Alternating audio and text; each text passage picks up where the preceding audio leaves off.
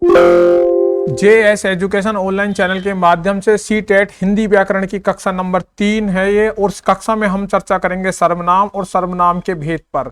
तो आइए शुरू करते हैं आज की अपनी क्लास। सर्वनाम, सर्वनाम को एक जानते हैं, जैसे कि आप सर्वनाम जो शब्द संज्ञा के स्थान पर प्रयोग किए जाते हैं वो क्या कहलाते हैं, हमारे सर्वनाम कहलाते हैं। सर्वनाम जो होते हैं उनकी संख्या जो होती है, सर्वनाम की संख्या होती है आपकी 11। 11 सर्वनाम कौन कौन से होते हैं? पहला है आपका मैं, तुम, हम। इसके अलावा आपका होता है यह, वह। इसके अलावा आपका होता है कोई, कुछ। उसके अलावा होता है आपका जो, सो। इसके अलावा होता है आपका कौन, क्या। और इसके अलावा होता है आपका स्वयं। तो ये आपके 11 सर्वनामों की संख्या है, यानी 11 सर्वनाम होते हैं। और जो सर्वनाम के भेद होते हैं वो होते हैं 6। पहला है आपका पुरुषवाचक सर्वनाम, दूसरा है आपका निश्चयवाचक सर्वनाम, तीसरा है आपका अनिश्चयवाचक सर्वनाम, चौथा है आपका प्रश्नवाचक सर्वनाम, और पांचवा है आपका संबंधवाचक सर्वनाम, और छठा है आपका निजीवाचक सर्वनाम, निजवाचक सर्वनाम। तो पुरुषवाचक सर्वनाम को सबसे पहले हम यहां पर चर्चा करेंगे। पुरुषवाचक सर्वनाम क्या होता है? जो सर्वनाम किसी स्त्री या पुरुष का बोध कराते हैं वे क्या होते हैं? आपके पुरुषवाचक सर्वनाम होते हैं। जैसे कि मैं, तुम, हम। ये क्या हुए? आपके पुरुषवाचक सर्वनाम हुए। इनका उदाहरण जैसे हम उदाहरण से समझेंगे, मैं पढ़ता हूं। तो मैं क्या हुआ यहां पर? पुरुषवाचक सर्वनाम है, यानी किसी व्यक्ति का या किसी पुरुष स्त्री का बोध करा रहा है यहां पर जो है मैं, वो क्या हुआ? पुरुषवाचक सर्वनाम। यानी किसी स्त्री या पुरुष किसी व्यक्ति का जब बोध कराता है कोई शब्द, तो वो क्या होता है आपका? वो सर्वनाम कौन सा होता है? पुरुषवाचक सर्वनाम होता है। इसमें जो है पुरुषवाचक सर्वनाम को हम 3 जगह बांट सकते हैं। नंबर 1 आपका उत्तम पुरुषवाचक सर्वनाम, नंबर 2 आपका पुरुषवाचक सर्वनाम, और नंबर 3 आपका अन्य पुरुषवाचक सर्वनाम।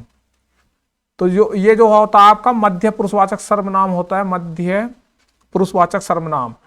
तो हमने 3 इसमें कैटेगरी में बांटा: उत्तम पुरुषवाचक सर्वनाम, मध्य पुरुषवाचक सर्वनाम, अन्य पुरुषवाचक सर्वनाम। इन्हें पहचान, इसको समझने के लिए हम यहाँ एक उदाहरण लेंगे। जैसे मान लीजिए मैं ने तुम्हें उसका कलम दिया। तो यहां पर सबसे पहले हम देखेंगे उत्तम पुरुषवाचक सर्वनाम क्या होता है। उत्तम पुरुषवाचक सर्वनाम जब किसी वाक्य में या किसी बात में वह शब्द जो कहने वाला अपने लिए प्रयोग कर रहा है वो क्या होगा? वहां पर उत्तम पुरुषवाचक सर्वनाम होगा। तो मैंने तुम्हें उसका कलम दिया, तो कहने वाला अपने लिए मैंने शब्द प्रयोग कर रहा है, तो यहां पर मैंने क्या हुआ? उत्तम पुरुषवाचक सर्वनाम हुआ। उसके बाद आता है आपका मध्य पुरुषवाचक सर्वनाम। जब किसी बात में या किसी वाक्य में हम जिसे कोई बात कह रहे हैं, जिसे सुना रहे हैं, उसके लिए वो शब्द प्रयोग किया जा रहा है, तो वो शब्द क्या होगा? आपका मध्य पुरुषवाचक सर्वनाम होगा। तो यहां मैंने तुम्हें, यानी तुम्हें जो है जो सुनने वाला है उसके लिए प्रयोग करा जा रहा है, तो तुम्हें क्या हुआ? यहां पर मध्य पुरुषवाचक सर्वनाम हुआ। इसके बाद आता आपका तीसरा, यानी अन्य पुरुषवाचक सर्वनाम, जो ना तो कहने वाला और ना सुनने वाले के लिए प्रयोग किया जा रहा है, किसी अन्य वस्तु के लिए प्रयोग किया जा रहा है, अन्य प्राणी के लिए प्रयोग किया जा रहा है, तो वो क्या होगा? अन्य पुरुषवाचक सर्वनाम। तो उसका, यानी किसी तीसरे की बात चल रही है, तो वो उसका क्या हुआ? यहाँ पर अन्य पुरुषवाचक सर्वनाम हुआ। तो यहाँ पर जो है उत्तम पुरुषवाचक और मध्य पुरुषवाचक, अन्य पुरुषवाचक को हमने यहाँ पर समझा। इसके बाद आता है आपका दूसरा सर्वनाम, निश्चयवाचक सर्वनाम। निश्चयवाचक सर्वनाम क्या होता है? निश्चयवाचक सर्वनाम को हम डिफाइन करेंगे, जिस सर्वनाम से, मतलब जिस सर्वनाम से पास या दूर के प्राणी या वस्तु का निश्चित संकेत मिले, वह क्या होता है? आपका निश्चयवाचक सर्वनाम होता है। यानी जिसमें निश्चित इंडिकेशन मिल रहा है दूर या पास की वस्तु का, तो वो क्या होगा? निश्चयवाचक सर्वनाम होगा। ये क्या, जैसे कि आप एक उदाहरण समझ सकते हैं, यह मेरा पेन है। तो यहां पर क्या है, निश्चय है कि यह मेरा पेन है, या यह, इसके अलावा वह मेरा घर है, तो वहां पर निश्चय निश्चित हो रहा है कि वह मेरा ही घर है, यह मेरा ही पेन है, यानी कि यहां निश्चित हो रहा है। तो जहां भी निश्चित हो रहा हो किसी शब्द से, तो ऐसे शब्द निश्चयवाचक सर्वनाम होते हैं। ये कौन कौन से हो सकते हैं निश्चयवाचक सर्वनाम? आपका सबसे पहला होता है यह, वह, इस, उस, बे, ये आदि। ये क्या होते हैं आपके निश्चयवाचक सर्वनाम होते हैं। तीसरा आपका आता है अनिश्चयवाचक सर्वनाम। बे सर्वनाम शब्द जो निश्चित वस्तु का बोध नहीं कराते, वो क्या होते हैं आपके अनिश्चयवाचक सर्वनाम होते हैं। जैसे कि कोई, कुछ, किसी। तो इसमें क्या है, हम इन शब्दों, जहां भी ये शब्द लगे हुए होते हैं, तो ये शब्द क्या है, किसी निश्चित वस्तु का बोध नहीं कराते, तो वो क्या होते हैं अनिश्चयवाचक सर्वनाम होते हैं। जैसे किसी ने कहा, किसी